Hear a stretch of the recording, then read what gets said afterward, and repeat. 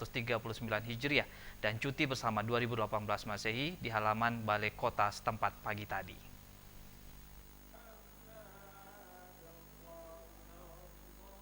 Selesai apel dilanjutkan dengan halal bihalal.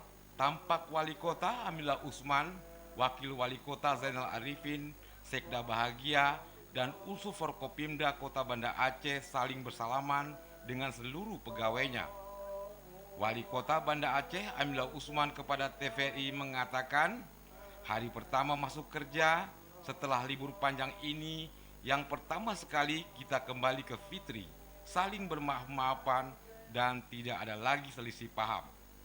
Menurutnya, libur nasional dan cuti bersama Idul Fitri 1439 Hijriah di lingkungan instansi unit kerja Pemko Banda Aceh cukup panjang selama 12 hari.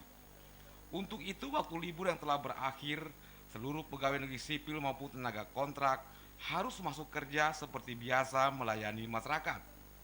Jika tidak hadir tanpa keterangan pada hari ini, Kepala SKPD wajib memberi sanksi administrasi sesuai ketentuan peraturan perundang-undangan. Kita harapkan seluruh pemerintah Kota Banda Aceh, jajarannya semua sudah bekerja dengan baik. Karena libur sangat panjang diberikan oleh pemerintah 12 hari.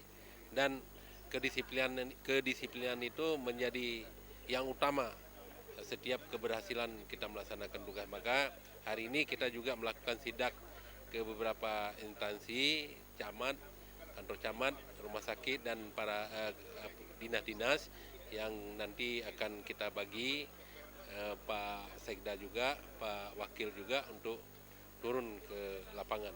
Ini untuk melihat sejauh mana komitmen dan kehadiran daripada pegawai kita.